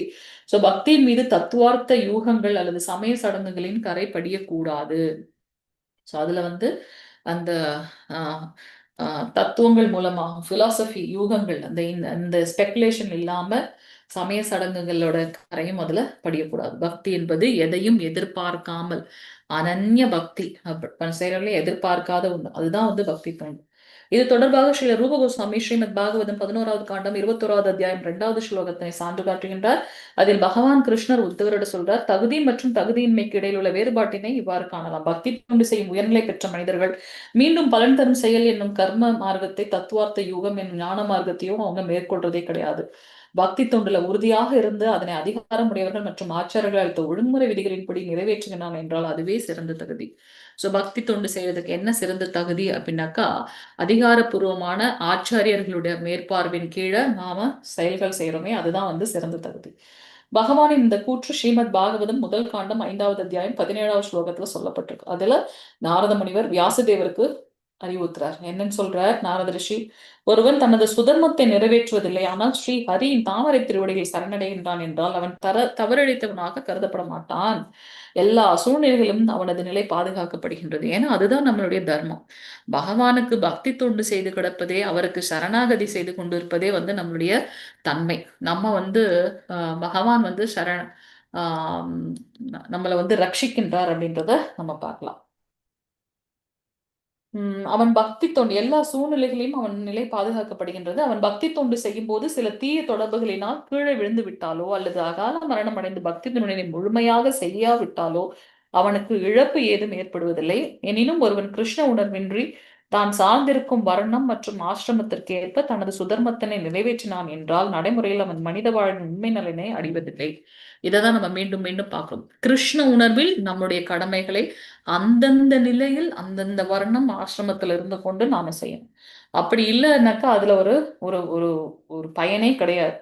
உலகில் மாசுகள்ல இருந்து இந்த வழிமுறை நம்மளை விடுவிக்க உதவாது. இது கிருஷ்ண உணர்வற்ற செயல்கள் நமக்கு விடுவிக்க உதவாது. அதை மீண்டும் மீண்டும் இந்த பௌதிக லோகத்துல நம்ம பந்தப்படுத்தும். புலனுணர்ச்சி செயல்களில் தம்மை மறந்து ஈடுபட்டிருக்கும் அனைவரும் பிறப்பு இறப்பு சுழற்சியில் மீண்டும் மீண்டும் சிக்கிக் கொள்கின்றார்கள். ஸ்ரீமத் பாகவதம் 5ஆம் காண்டம் இது மிக தெளிவாக ரிஷபதேவரால அவருடைய மைந்தர்களுக்கு அறிவுறுத்தப்படுகின்றது. ரிஷபதேவர் அவருடைய டைம் வந்ததுக்கு அப்புறம் அவரும் ஒரு பெரிய ராஜரிஷி, ராஜா வாழ்ந்து அந்த வானப்பிரஸ்தம் வரும்போது தன்னுடைய மகன்கள் எல்லாம் கூப்பிட்டு அவங்க கிட்ட அரசாங்கத்தை ஒப்படைச்சிட்டு அவர் வானப்பிரஸ்தம் எடுத்துக்கிறார். ஸோ நம்ம பார்க்குறோம் இல்லையா, மனுஷனுடைய வாழ்நாள அப்ராக்சிமேட்டா எத்தனை வருஷம் நம்ம வாழ்றோமோ அந்த வாழ்நாள 25 4 விதமாக 4 சமபாகமாக பிரிச்சிட்டோம் அப்படின்னாக்கா, முதல் 25% வந்து பிரம்மச்சரிய வாழ்க்கை, அடுத்த 25% கிரகஸ்த வாழ்க்கை, மூன்றாவது 25% நம்ம வந்து வானப்பிரஸ்தம், கடைசியாக இருக்கிறது சந்நியாசம். இப்படித்தான் நம்மளுடைய வாழ்க்கையை வந்து பிரிச்சு நம்ம இது பண்ணணும். இது வந்து பிரபுஜிகளுக்கு வந்து மெயினா சொல்லப்பட்டிருக்கு அப்படின்றத நம்ம பார்க்கலாம். ஸோ இது வந்து பாத்தீங்கன்னா வாசுதேவரன் மீதான அன்பின் அவர்கள் வளர்ச்சி பெறாதவரை இந்த ஜட இயற்கையின் கடுமையான விதிகள்ல இருந்து அவங்க வெளியேறுவது என்ற கேள்விக்கு இடமே கிடையாது. ஸோ பகவான் மேல நம்மளுடைய அன்பு இருக்கணும், அப்பதான் இந்த பௌதிக மாசுகள்ல இருந்து விடுபட முடியும். அதனால் எவன் ஒருவன் தனது சாதி மற்றும் ஆசிரமத்திற்குரிய சுதர்மத்தினை செய்து கொண்டு முழுமுதற் கடவுள் வாசுதேவரின் மீதான அன்பில் வளர்ச்சி பெறாதவனாக இருக்கின்றானோ அவன் தனது மானுட வாழ்க்கையை நாசமாக்கி விட்டான் என்பதை அறிதல் வேண்டும். ஸோ நம்ம வந்து பகவான் மேல அன்புல வளர்ச்சி பெறாதவனாக இருக்கிறான் அப்படின்னாக்கா, பகவான் மேல அன்பு வளர்த்துக்கிறதுக்காக தான் இந்த மானுட பிறப்பு. அவர் மேல அன்பு வளராத வரைக்கும் என்னால பக்தி பண்ணவே முடியாது. அப்ப அந்த அன்பை வளர்த்துக்கல அப்படின்னாக்கா இந்த மனித உடல் எடுத்துமே வந்து அது அதனால எந்த ஒரு பலனும் இல்லை. இது ஸ்ரீமத் பாகவதம் 11ஆவது காண்டம் 11ஆம் அத்தியாயம் 32வது ஸ்லோகத்துல சொல்லப்பட்டிருக்கு. அதுல பகவான் உத்தவரிடம் சொல்றார், அன்பிற்குரிய உத்தவா, எல்லா சுதர்மங்களையும் துறந்து எனது உபதேசங்களை பின்பற்றி என்னையே முற்றிலும் சரணடையும் மனிதன் முதல் தர மனிதன். யாரு பகவானை மட்டுமே அவருடைய உபதேசங்களை மட்டும் ஃபாலோ பண்ணி அவருக்கு சரணாகதி பண்றாங்களோ அவங்க வந்து முதல் தரமான மனிதர்கள். முழுமுதற் கடவுளின் இக்கூற்றிலிருந்து மனித நல, பொதுநல, சமூக நல செயல்களையும் அரசியல் செயல்களையும் அறச்செயல்களையும் நற்செயல்களையும் செய்யும் மனிதர்கள் உலக நோக்கில் நல்லவர்களாக கருதப்படலாம். ஆனா அது வந்து உண்மை கிடையாது. நான் மத்தவங்க வந்து என்ன புகழணும் பாராட்டணுன்றதுக்காக நான் ஒரு செயல் செய்யறேன் இல்லையா, ஒரு அறத்தை செய்கின்றேன், தான தர்மங்களை செய்கின்றேன். அது ஆனா என்ன பண்ணும், அந்த கர்வம் என்னையே அறியாம வந்துடும். அப்ப அதுல ஒரு மோகம், என்ன எல்லாரும் புகழ்றது, எனக்கு மரியாதை கொடுக்கறது, அந்த அதிகார தோரணம் மேல ஒரு மோகம். அப்ப என்ன ஆகுது, அது என்னை மீண்டும் மீண்டும் ரஜகுணத்திலையும் இந்த பௌதிக லோகத்திலையும் என்ன கட்டுப்படுத்துது. அந்த மோகம் இருக்கிறதுனால நான் தமோகுணது எனக்குள்ள ஒரு எண்ணத்தை வளர்த்து கொண்டு அதுல ஆட்கொள்ளப்படுறேன். அதனால ஸ்ரீமத் பாகவதம் மற்றும் பிற வேத இலக்கியங்கள்ல இருந்து கிருஷ்ண உணர்வு பெற்று பக்தி தொண்டு செய்யும் மனிதன் இந்த பொதுநல, சமூக நல இதெல்லாம் அவங்களுக்கு நாட்டமே கிடையாது அவங்களுக்கு. அவங்கள விட இந்த சமூக தொண்டுகள் செய்யறாங்களே அவங்கள விட உயர்ந்தவர்களாக பக்தர்கள் கருதப்படுறாங்க. ஏன்னா இந்த சமூக தொண்டுகள் செய்யறாங்களே அவங்க எல்லாம் என்ன பண்றாங்க, இன்ஸ்டன்டா இவங்களுடைய ப்ராப்ளத்துக்கு ஒரு சொல்யூஷன் கொடுக்குறாங்க. ஓகே, உங்ககிட்ட இது இல்லையா, சாப்பாட்டுக்கு விஷயங்கள் இல்லையா, நம்ம அதை தரோம். படிக்கிறதுக்கு விஷயம் இல்லையா, தரோம். நோயில வாய்ப்பட்டு இருக்கீங்களா, அதுக்கு நம்ம தரோம். ஆனா இது வந்து இந்த ஜட உலகத்துல இருக்கக்கூடிய கஷ்டங்களை தான் இது பண்ணும். ஆனா தூய பக்தன் என்ன பண்றார், தூய பக்தன் எப்பொழுதும் பகவானுடைய ஸ்மரணத்துல இருக்கிறதுனால இந்த ஜீவராசிகள் மீது அதீதமான பரதுக்க துக்கி அதீதமான கருணை கொண்டு எல்லாரையும் எதுக்கு மீண்டும் மீண்டும் இந்த உலகத்துல வந்து வாழ்ந்து பிறந்து வாழ்ந்து அதுக்கப்புறம் இறக்குறது, ஒரேதான் இதுல இருந்து முக்தி கொடுக்கறதுக்கு உண்டான பக்தி தொண்டையை அறிவுறுத்துகின்றார். அவங்கள கைப்பிடிச்சு அதில் எடுத்துட்டு போறார். அதனால அவருங்க வந்து உயர்ந்தவர்களாக கருதப்படுறாங்க. யாரை விட, இந்த சமூக தொண்டுகள் செய்யறவங்க விட உயர்ந்தவர்கள். இதே கருத்து இன்னும் வலிமையுடன் ஸ்ரீமத் பாகவதம் 11ஆம் காண்டம் 5ஆம் அத்தியாயம் 41வது ஸ்லோகத்துல உறுதி செய்யப்படுகின்றது. அதில் கரபஜான முனிவர் மகாராஜா நிமியிடம் சொல்றார். என்னன்னு சொல்றார், அன்பிற்குரிய அரசனே, பல்வேறு சாதிகள் மற்றும் ஆசிரமங்களுக்குரிய தனது சுதர்மங்களை துறந்து முற்றிலும் பகவானின் தாமர திருவடிகளை சரணடைந்த ஒருவன் ஒரு கடனாளியாகவோ அல்லது முனிவர்களுக்கும் முன்னோர்களுக்கும் உயிர்களுக்கும் குடும்பத்திற்கும் சமுதாயத்திற்கும் உரிய பல்வேறு செயல்களை செய்யும் கட்டுப்பாடுடையனாகவோ மாட்டான். அவன் தனது பாவ மாசிலிருந்து விடுதலை பெற்று செய்ய வேண்டிய 5 வகையான யஜ்ஞங்களை செய்ய வேண்டிய தேவை இல்லாதவனாகின்றான். சாஸ்திரப்படி பார்த்தீங்கன்னா ஒவ்வொருத்தரும் நாரத பஞ்சராத்திர யஜ்ஞங்களை செய்யணும் அப்படின்னு சொல்லப்பட்டிருக்கு. ஆனா யாரு பக்தி தொண்டு பண்றாங்களோ அவங்களுக்கு அந்த அந்த தர்மம் கிடையாது, அந்த விதி வந்து அவங்களுக்கு கிடையாது அப்படின்றத நம்ம பார்க்கணும். பஞ்சமகா யஜ்ஞம் சொல்றோம் இல்லையா, அது வந்து பக்தர்கள் ஃபாலோ பண்ற அவசியம் இல்லை. ஆனா ஒரு மனிதன் இதையெல்லாம் செய்யணும்னு நம்ம சாஸ்திரம் சொல்லுது. பக்தி தொண்டுல இருக்கக்கூடிய பக்தனுக்கு அது தேவையல்ல அப்படின்னு சொல்லப்பட்டிருக்கு. பக்தி தொண்டு ஒன்று மட்டுமே செய்வதன் மூலம் அவன் அனைத்து வகையான கடமைகளிலிருந்தும் விடுபடுகின்றான். தாய் தந்தையரை பார்க்கக்கூடிய அவங்களுக்கு கடைசி இது பண்ணக்கூடிய கடமையில இருந்து கூட அவங்க விடுபடுறாங்க. ஏன்னா பகவான் அவங்களுக்காக அதை நிறைவேற்றுறார் அப்படின்னு பார்க்கலாம். ஒரு மனிதன் பிறந்த உடனேயே பல பேருக்கும் மகாமுனிவர்களுக்கும் கடமைப்பட்டவனாகின்றான். அவர்களின் அதிகாரப்பூர்வமான இலக்கியங்களையும் நூல்களையும் அவன் கற்கின்றான் அல்லவா. அதனால அவங்களுக்கு கடமை பெற்றான். சான்றாக வியாசதேவர்களின் நூலினால் நாம் பயனடைகின்றோம். அவர் நமக்கு எல்லா வேதங்களையும் தொகுத்து கொடுத்திருக்கார். அவருக்கு முன்பு வேத இலக்கியங்கள் செவியினால் கேட்கப்பட்டன. அப்படி காதுல தானே நம்ம வாங்கியிருக்கோம். ஆனா இப்ப நமக்கு அதெல்லாம் தொகுத்து கொடுத்திருக்கார். அவருக்கு முன்பு வேத இலக்கியங்கள் செவியினால் கேட்கப்பட்டன. சீடர்கள் வேத மந்திரங்களை பார்த்து படிக்காமல் செவிகளின் வழியே கேட்டு எவ்வளவு ஒரு உயர்ந்த நிலையில இருந்திருக்காங்க இல்லையா. அவ்வளவு சக்தி வாய்ந்தவங்களா இருந்திருக்காங்க. ஆனா வியாசதேவர் என்ன பண்ணார்? வேதங்களை எழுத்து வடிவில் அமைத்து கொடுத்திருக்கார். இந்த யுகத்தில் ஏன் அதை செஞ்சாரு அப்படின்னாக்கா, இந்த கலியுகத்துல மக்கள் குறைந்த நினைவாற்றல் உள்ளவர்களாக இருப்பாங்க. அவங்க கிட்ட ஆயுட்காலமும் ஆல்ரெடி கம்மி. அதனால என்ன பண்றாருன்னா, அவங்க மேல கருணை கொண்டு அவர் என்ன பண்றாரு, இதையெல்லாம் வகுத்து கொடுத்திருக்காரு. ஆன்மீக குருவின் அனைத்து உபதேசங்களையும் மனதில் தக்க வைத்துக் கொள்ளக்கூடிய அளவுக்கு அவங்களுக்கு நினைவு இருக்காது. உண்மைதான் இல்லையா? கலியுகத்துல நமக்கு இப்ப ஈவன் ஒரு ஃபார்முலா கேட்ட கூட நம்ம என்ன பண்றோம், வாய்ப்பாடு எதுனா இது கேட்டால் கூட நம்ம என்ன பண்றோம், டேபிள் கேட்டால் கூட நம்ம என்ன பண்றோம், கால்குலேட்டர்ல தான் இது பண்றோம். சின்னதா ஒரு கணக்கு போடுறதுனா கூட அதுல டிபெண்ட் பண்ணிட்டு ஆயிடுறோம் இப்பெல்லாம். ஸோ அதனால அந்த ஞாபகம் வச்சுக்கிறது ரொம்ப கம்மி. அதனால அவர் என்ன பண்ணார், கருணையோட செவியொலியின் மூலமாக இருந்த ஸ்ரீமத் பாகவதம் வேதங்கள் எல்லாம் என்ன பண்றார், எழுத்து வடிவத்துல நமக்கு வியாசதேவர் கொடுத்திருக்கார் அப்படின்றத பார்க்கலாம்.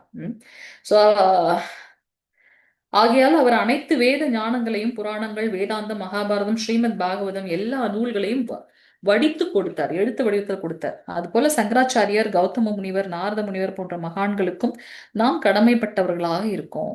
எப்படி அப்படின்னா அவங்களுடைய கருணை மூலமாக தான் நமக்கு ஞானம் கிடைக்கின்றது. மேலும் நாம் நமது பித்ருக்களுக்கும் கடன்பட்டிருக்கின்றோம். அவங்களுடைய வம்சாவளியில வந்திருக்கின்றதுனால நாம் ஒரு குறிப்பிட்ட குடும்பத்தில் பிறப்பதற்கும் அதன் சொத்துக்களை அனுபவிப்பதற்கும் அவர்கள் தானே காரணம். அதனால பித்ருக்களுக்கு கடமைப்பட்டிருக்கோம். அதனால நாம் அவர்களுக்கு கடமைப்பட்டவர்களாகவும் அவர்கள் மரித்த பிறகு அவர்களுக்கு நீத்தார் கடன் செய்ய வேண்டியவர்களாகவும் இருக்கின்றோம். அவங்களுக்கு ஸ்ரார்த்தம் கொடுக்கிறது நம்மளுடைய கடமை. அது போல பொதுமக்களுக்கும் நமது உறவினர்களுக்கும் நண்பர்களுக்கும் ஏன் பசு நாய் போன்ற மிருகங்களுக்கும் கூட நாம் கடமைப்பட்டிருக்கோம். எல்லாருக்குமே நாம கடமைப்பட்டிருக்கோம்னு சொல்றாங்க. ஏன்னா அவையும் கூட நமக்கு அரிய பணி செய்கின்றன. அதுவும் நமக்கு சேவை செய்து இவ்வாறு நாம் தேவர்களிடத்தும் பித்ருக்களிடத்தும் முனிவர்களிடத்தும் விலங்குகளிடத்தும் பொதுமக்களிடத்தும் கடமைப்பட்டவர்களாக இருக்கின்றோம். எல்லாருக்கும் நாம கடமைப்பட்டிருக்கோம். அவர்களது கடனை முறையினை தொண்டு செய்வதன் மூலம் திருப்பி செலுத்துவது நமது கடன்.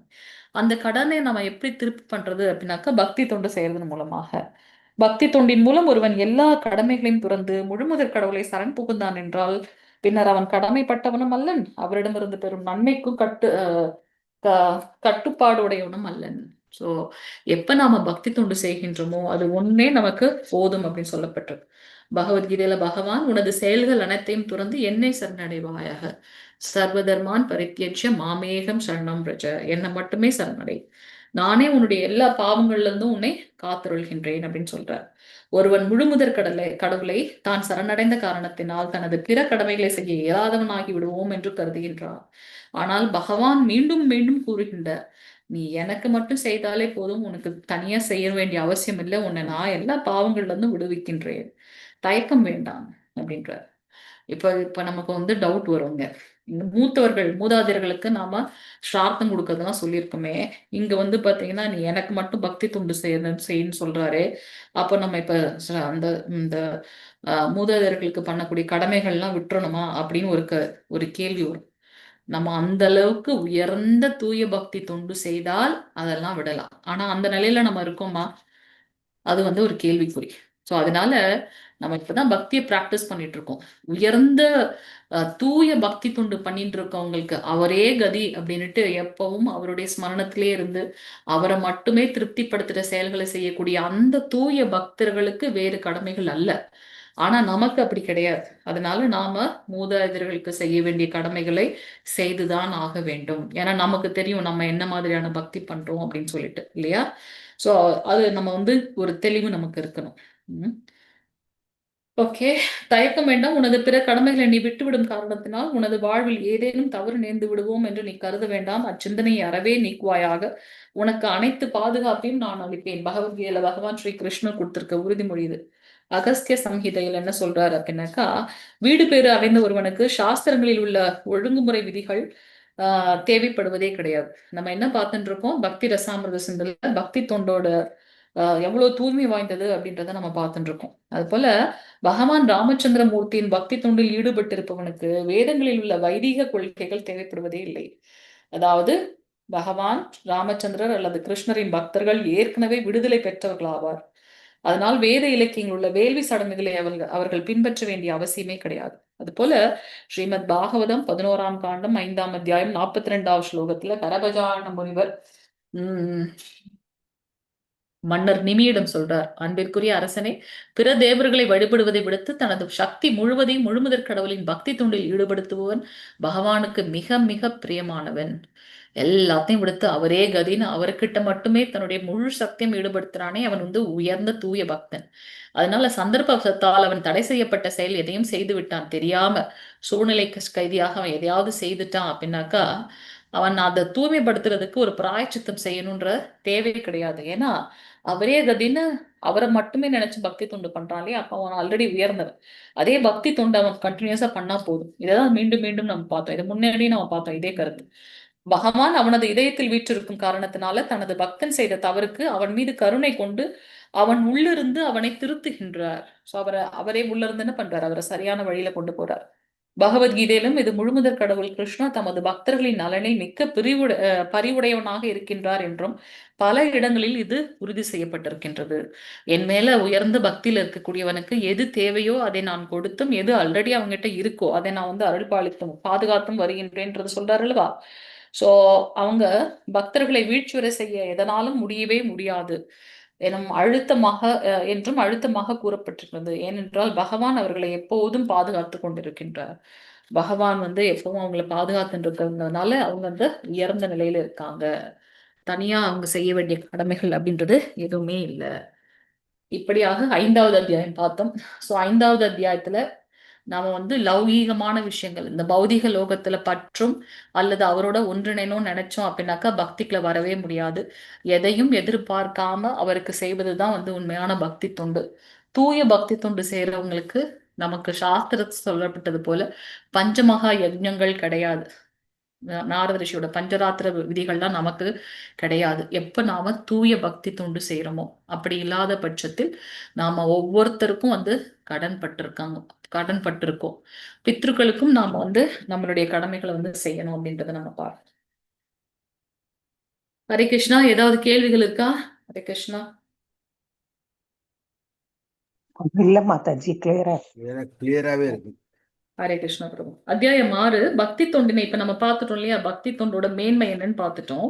அதை எப்படி பண்ணணும் அப்படின்றத சொல்றார். ஸ்ரீ ரூப கோஸ்வாமி தன்னுடைய மூத்த சகோதரனான சனாதன கோஸ்வாமி வைணவர்களுக்கு வழிகாட்டி நூலாக ஹரிபக்த விலாசம் அப்படின்ற நூலை தொகுத்தளித்தார் என்றும், அதில் வைணவர்கள் பின்பற்றுவதற்குரிய பல ஒழுங்குமுறை விதிகளை குறிப்பிட்டுள்ளார் என்றும் கூறுகின்றார். ஓகே. சோ அது சனாதன கோஸ்வாமிகள் கொடுத்தது. பக்தி ரசாமிர்த சிந்து நமக்கு ரூப கோஸ்வாமிகள் கொடுத்திருக்கார். அவருடைய மூத்த சகோதரர் சனாதன கோஸ்வாமி அவர் என்ன கொடுத்திருக்காரு அப்படின்னா ஹரிபக்தி விலாசம் அப்படின்ற அந்த புத்தகத்தை கொடுத்திருக்கார். அதுல என்ன இருக்குன்னா, பகவான் ஹரி கிட்ட எப்படி நாம பக்தி வைக்கணும் அப்படின்றத பத்தி நிறைய விதிமுறைகள், ஒழுங்கு விதிமுறைகள்லாம் சொல்லப்பட்டிருக்கு. அதுல சில முதன்மையும் முக்கியத்துவம் வாய்ந்தவை ஆகும். அதுல சில விஷயங்கள்லாம் ரொம்ப ரொம்ப கவனிச்சு நம்ம செய்யணும். ரூப கோஸ்வாமி நமது நன்மை கருதி அந்த முக்கியத்துவம் வாய்ந்த விதிமுறைகளை இங்கு கொடுக்கிறார் நம்ம மேல கருணையோட. அதாவது ஸ்ரீல ரூப கோஸ்வாமி அடிப்படை விதிமுறைகளை பற்றி மட்டுமே குறிப்பிட விரும்புகின்றாரே ஒழிய அவற்றின் விளக்கங்களே அல்ல. எது ரொம்ப முக்கியமா நம்ம ஃபாலோ பண்ணணும், பேசிக்கானதை நம்ம ஃபாலோ பண்ணி தான், அது கிரவுண்ட் ரூல்ஸ், அதை தான் அவர் சொல்றார். என்னது? சான்றாக ஒருவன் தனக்கு ஒரு ஆன்மீக குருவை ஏற்றுக்கொள்வது அடிப்படை விதி. சோ நம்ம முதல்ல செய்ய வேண்டியது ஒரு ஆன்மீக குருவோ கிட்ட நாம சரணாகதி எடுத்துக்கணும், ஆශ්‍රயா எடுத்துக்கொள்ள வேண்டும். தனது ஆன்மீக குருவின் கட்டளைகளை எங்கனம் பின்பற்றுகின்றான் என்பது விளக்கமாக கருதப்படுகின்றது. எடுத்துக்காட்டாக ஒருவன் தனது ஆன்மீக குருவின் உபதேசம் ஒன்றினை பின்பற்றுகிறான் என்று கொள்வோம். அது மற்றொரு ஆன்மீக குருவின் உபதேசத்திலிருந்து வேறுபட்டிருந்தால் அது விளக்கமான தகவல் என்று அழைக்கப்படுகின்றது. விளக்கங்களில் வேறுபாடுகள் இருந்த போதிலும் ஆன்மீக குருவை ஏற்றுக்கொள்வது என்னும் அடிப்படை விதியானது எல்லோருக்கும் நன்மை பயப்பது ஆகும்.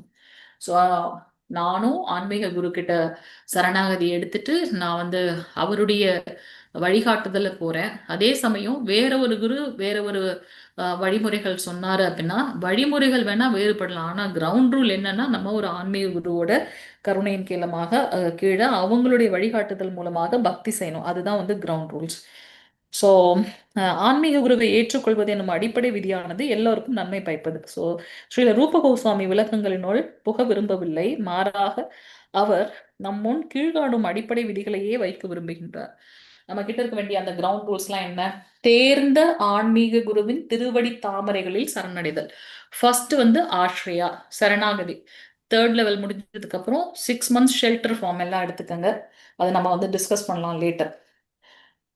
ஸோ முதல்ல ஷெல்டர், தாமரை திருவடிகள்ல சரணாகதி ஷெல்டர். ஆன்மீக குருவினால் தீட்சை அளிக்கப்பட்டு அவரிடமிருந்து எவ்வாறு பக்தி தொண்டினை செய்வது என்று கற்றுக்கொள்ள வேண்டும். அடுத்து அவங்க கிட்ட தீட்சை வாங்கிட்டு அவங்களுடைய வழிகாட்டுதல் படி நாம பக்தி தொண்டை பிராக்டிஸ் பண்ணணும். ஆன்மீக குருவின் கட்டளைகளுக்கு நம்பிக்கையுடனும் பக்தியுடனும் கீழ்ப்படிதல். அவங்க நமக்கு என்ன சொல்லியிருக்காங்களோ அதை வந்து நம்பிக்கையோடும் பக்தியோடும் அதுக்கு நம்ம கட்டுப்பட்டு அதை பிராக்டிஸ் பண்ணணும். பாத்தீங்கன்னா ஏகாதசி அப்ப 25 மாலைகள் செய்யணும்னு சொல்றது, காலையில 6 மணிக்குள்ள முடிஞ்சதுன்னா சாண்டிங் முடிக்கணும். ஸோ அது ஒரு குருவும் எந்த குருவும் வந்து 6 மணிக்குள்ள முடிக்கணும்னு சொல்ல மாட்டாங்க. பட் அதாவது ஒரு பெரிய மேண்டேட்ரியா சொல்றது கிடையாது. முடிச்சா உத்தமம் அப்படின்னு சொல்லுவாங்க. ஸோ அதனால ஒரு குரு என்ன அவங்களுக்கு சொல்லப்பட்டிருக்கோ அதை வந்து நம்ம ஃபாலோ பண்ணணும். அவரது வழிகாட்டுதலின் கீழ் மகா ஆச்சாரியர்களின் காலடி சுவடினை பின்பற்றுதல். அவங்களுடைய கிருப்பையின் மூலமாக அவங்களோட வழிகாட்டுதலின் மூலமாக மகா ஆச்சாரியர்களோட காலடி சுவடினை பின்பற்றுதல். இப்ப வந்து பாத்தீங்கன்னா நம்மளுடைய ஆச்சாரியர்கள் குருமார்கள் எல்லாருமே யார வந்து சொல்றாங்க? தினமும் நம்ம வந்து சாஸ்திரம் வாசிக்கணும், தினமும் பிரபுபாதருடைய புத்தகம் வாசிக்கணும், கிரவுண்ட் ரூல்ஸ் அப்படின்னு சொல்லப்பட்டிருக்கு. அப்போ அவங்களுடைய ஆச்சாரியர்களை மகா ஆச்சாரியர்களை வந்து வழிபாடு செய்யணும், அவங்களுடைய காலடி சுவடுகளை பின்பற்றணும் அப்படின்னு அவங்க சொல்லியிருந்தாங்கன்னா நம்ம அதை ஃபாலோ பண்றோம். எதுக்கு வந்து கீதா மராத்தான் அப்படின்னு நம்ம வைக்கிறோம்? பிரபுபாதர் எல்லாரும் வந்து கிருஷ்ண பக்தி புத்தகம் விற்கிறதோ அல்ல, அதுல அது வருமானத்துக்காக பௌதிகமான விஷயமானா அப்படி அல்ல. கிருஷ்ண பக்தியை நாம எல்லாருக்கும் பரப்ப வேண்டும்.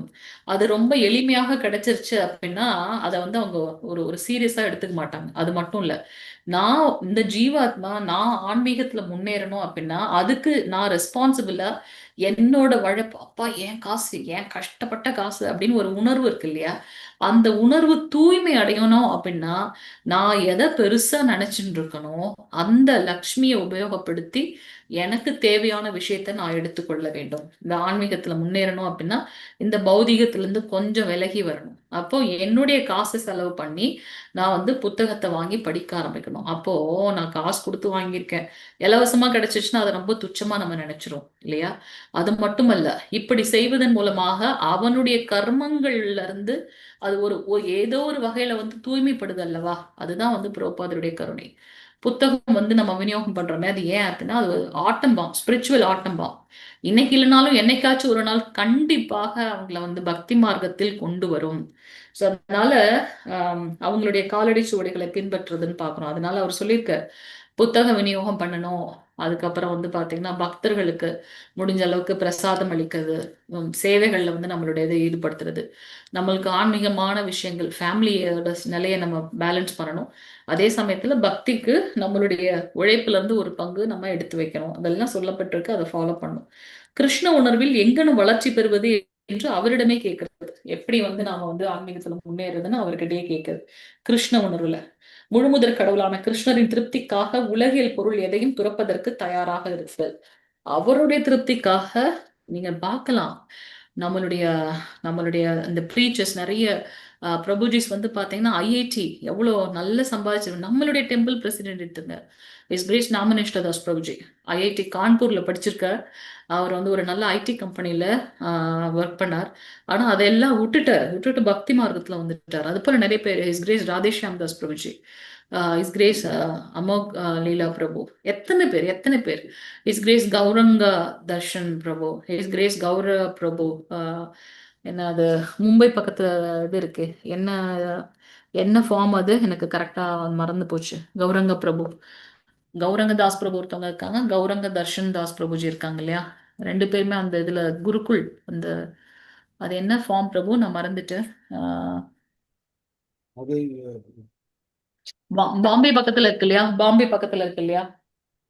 அது இது எனக்கு ஆ டக்குனு ஞாபகம் வர மாட்டேங்குது. அது பிருந்தாவன் மாதிரி அந்த கிருஷ்ண கோகுலம் என்னும் அந்த மாதிரி வரும். ஆமா, அந்த ஜீல தான் ஸ்டார்ட் ஆகும். ஆமா, அந்த மாதிரி தான் கோவர்தன, கோவர்தன கோவர்தன் ஹில் அந்த மாதிரி சொல்லிட்டு அவங்க வந்து ரிசார்ட் மாதிரி கிட்டத்தட்ட பக்தி அங்க. அங்க ரொம்ப அழகா இருப்பாங்க. ஸ்ரீமதி ராதாராணி அம்மாவும் கிருஷ்ணரும் ரொம்ப ரொம்ப அழகா இருப்பாங்க. அவங்க இருக்கக்கூடிய அந்த இதுல வந்து பாத்தீங்கன்னா சுத்திலும் வந்து அவருடைய அவதாரங்கள் எல்லாம் அங்க வந்து செதுக்கப்பட்டிருக்கு. அவ்வளவு ஒரு அழகா இருக்கும். ரொம்ப சிம்பிளா தான் இருப்பாங்க. ஆனா வந்து அவ்வளவு ஒரு அழகு, அவ்வளவு ஒரு அழகு. ஸோ அவங்க எல்லாமே வந்து இந்த பௌதிகமான விஷயத்துல இருந்து வெளியில வந்தவங்க. கடவுள் கிருஷ்ணருக்காக அவரை திருப்திப்படுத்துறதுக்காக இந்த உலகில் விஷயத்தை எல்லாம் துறந்துட்டாங்க. தனக்குள்ள எது ரொம்ப சிரேஷ்டமா இருக்கோ, ரொம்ப உயர்ந்த தகுதி இருக்கோ அதை பகவானுக்கு கொடுக்கணுன்றதுக்காக அதை அவங்க விட்டுட்டாங்க. அதனால கிருஷ்ணரின் பக்தி தொண்டில் நாம் ஈடுபடுகையில் நாம் துறப்பதற்கு விரும்பாத ஒன்றினை துறப்பதற்கு தயாராக இருக்க வேண்டும். ரொம்ப முக்கியமான விஷயம். எதை என்னால விடவே முடியாது நம்ம நினைக்கிறோமோ அதை விடுறதுக்கு நாம தயாராக இருக்கணும். அதே சமயத்துல இப்ப நம்ம கிரகஸ்தர்களா இருக்கோம், ஓகே அவர் நம்ம இந்த மாதிரி சொல்றாரு நம்ம விட்டு, அப்படி அல்ல அது. அப்படி அல்ல அது. நம்மளுடைய ஆல்ரெடி நம்மளுடைய கடமை இங்க ஆல்ரெடி எஸ்டாப்ளிஷ் ஆயிடுச்சு. நமக்குன்னு குழந்தைங்க இருக்காங்க, ஃபேமிலி இருக்காங்க. இவங்களுடைய இவங்களெல்லாம் செட்டில் பண்ணிட்டு குழந்தைங்களெல்லாம் ஒரு நல்ல நிலையில அவங்களுக்கு திருமணம் எல்லாம் பண்ணி முடிச்சுட்டு அவங்க நம்மள சார்ந்து இல்ல அப்படின்னு தெரியும் போது நம்ம உடனே என்ன பண்ணணும், நம்மளுடைய இந்த பௌதிகமான விஷயங்களை விடுத்து ஆன்மீகத்துல ரொம்ப உறுதியா அதுல நம்ம ஸ்ட்ராங்கா போயிடணும் அப்படின்றத இப்ப நம்ம பார்க்கலாம். ஸோ நாம் ஏற்றுக்கொள்ள விரும்பாத ஒன்றினை ஏற்றுக்கொள்ளவும் வேண்டும். காலங்காத்தால எந்திரிச்சு மங்களார்த்தி ரொம்ப கஷ்டம்ப்பா. ஆனா அதெல்லாம் நம்ம ஏத்துக்கணும். துவாரகா அல்லது விருந்தாவனம் போன்ற புனித இடங்களில் வாழ்தல், தேவையானதை மட்டும் ஏற்றுக்கொள்ளுதல். எல்லாம் வேணும், இது வேணும், அது வேணும் அப்படி இல்லை. பிரசாதமாகவே இருந்தாலும் நமக்கு என்ன தேவையோ அதை மட்டும் எடுத்துக்கிறது. ஏகாதசி அன்னைக்கு உண்ணா நோன்பு இருத்தல், அரசமரம் போன்ற புனிதமுடைய மரங்களை தொழுதல். இந்த மாதிரி 10 விஷயங்கள் வந்து நமக்கு சொல்லப்பட்டிருக்கு. இதெல்லாம் வந்து பாத்தீங்கன்னா பேசிக் இல்ல கிரவுண்ட் ரூல்ஸ் நம்ம வந்து ஃபாலோ பண்ணணும். இது அப்புறமா நீங்க வாசிச்சு பாருங்க. சோ ஒழுங்குமுறை விதிகளில் பக்தி துண்டினை தொடங்குவதற்கு மேற்கூறிய 10 விதிமுறைகளும் அடிப்படை தேவைகள். ஸோ நம்ம பக்தி ரசாமிருத சிந்து பார்த்திருக்கோம். பக்தியில நம்ம முன்னேறணும்னா என்னென்னலாம் பண்றதுன்னு அதுல 6வது அத்தியாயம் பக்தி தொண்டினை எப்படி செய்யணும் சொல்லப்பட்டிருக்கு. இந்த 10 கிரவுண்ட் ரூல்ஸ் நம்ம ஃபாலோ பண்ணி ஆகும். சோ ஆரம்பத்துல ஒரு புதிய பக்தன் இந்த விதிமுறைகளை கடைபிடித்தான்னா அவன் கிருஷ்ண உணர்வில் விரைந்து நல்ல வளர்ச்சினை பெறுவது கண்டிப்பாக உறுதி. அடுத்துள்ள உபதேசங்களின் தொகுப்பு பின்வருமாறு வரிசைப்படுத்துகின்றது. என்னது?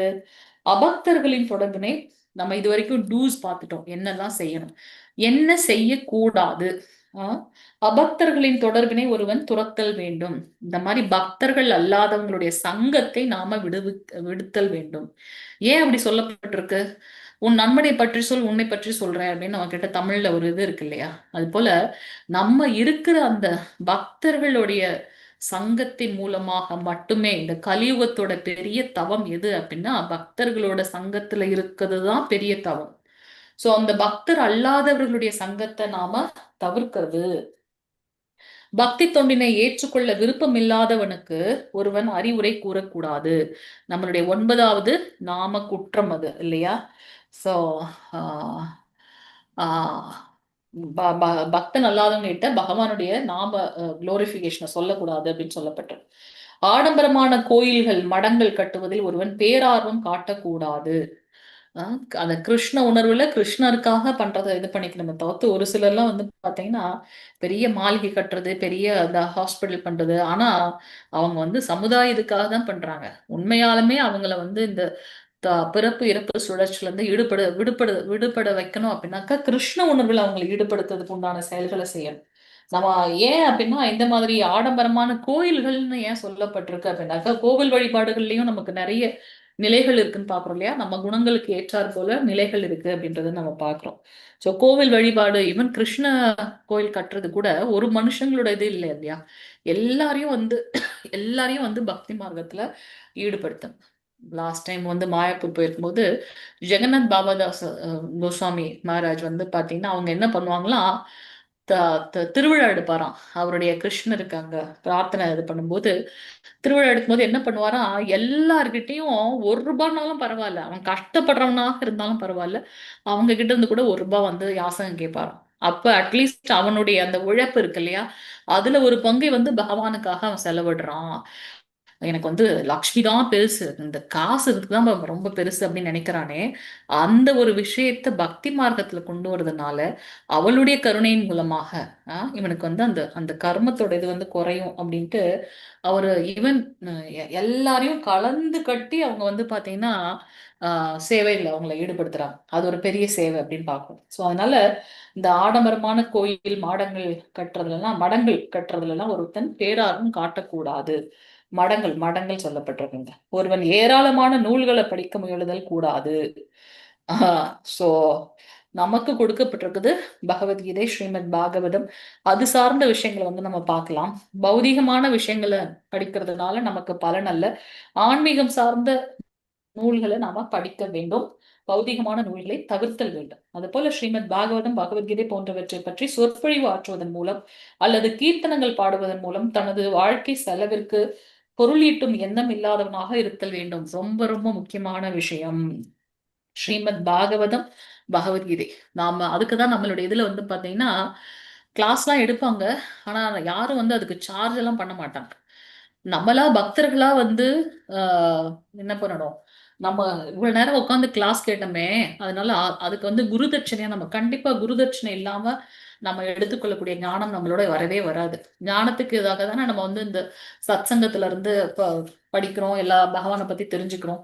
ஆனா அது எப்படி செய்யப்படணும் அப்படின்னாக்கா, எந்த ஒரு சுயநலமும் இல்லாம பகவானை குளோரிஃபை பண்றோம். அவருக்கு பிடிச்சது பகவான் சொல்லியிருக்காரு இல்லையா 18வது அத்தியாயத்துல, இந்த உயர்ந்த ஞானத்தை எவன் ஒருவன் எல்லார்கிட்டையும் எடுத்து சொல்றானோ அவன் எனக்கு வந்து மிகவும் பிரியமானவன். ஏன் பிரியமானவனா இருக்கணும்? நாம ஏதோ ஒரு காரணத்தினால பகவான் வந்து இங்க விழுந்து வாழ்ந்துட்டு இருக்கோம். சோ நம்மள இதுல இருந்து விடுதலை பண்ணி அவர் திருப்பி கொண்டு போகணும். என் குழந்தை என்னை விட்டு போயிடுச்சுன்னா அது திருப்பி வர வரைக்கும் நான் காத்துட்டே இருப்பேன் இல்லையா? அதுக்கு யாரோ ஒருத்தர் உதவி பண்ணும்போது அவங்கள நம்ம கடவுள் அளவுக்கு நம்ம வச்சு அவங்கள வந்து இது பண்றோம். வாழ்நாள் முழுவதும் அவங்களை நம்ம மறக்கவே மாட்டோம். அது போலதான் பகவான். நாம பகவானுடைய ஒரு துளி. அப்போ அந்த குழந்தை வரணும்னு அவர் வெயிட் பண்ணும்போது அதுக்கு யாரெல்லாம் உதவி பண்றாங்களோ அவங்க வந்து பாத்தீங்கன்னா ஆஹ் ரொம்ப பிரியமானவன் சொல்லியிருக்காரு. அதை நான் வந்து பௌதிகமான விஷயத்துல ஏன்னா நான் இந்த கிளாஸ் கொடுக்கறதுனால எனக்கு காசு கிடைக்கும் அப்படின்னு நான் பண்ணேன் அப்படின்னா அது தப்பு. அதை நான் செய்யக்கூடாது அப்படின்னு நீங்க சொல்லப்பட்டிருக்கு. சாதாரண விஷயங்களில் கூட ஒருவன் கவனமின்றி இருத்தல் கூடாது. என்ன ஒரு விஷயமும் பகவானுக்காக செய்யும் போது நம்ம வந்து ரொம்ப ஃபோக்கஸ்டா அவருக்காக பண்றோம் அப்படின்றத நம்ம பார்க்கணும். நீங்க ஆர்த்தி எல்லாம் காலையில பண்ணும்போது குருஜிஸ் பிரபுஜிஸ் எல்லாம் பண்ணும்போது நீங்க பார்த்திருக்கலாம்.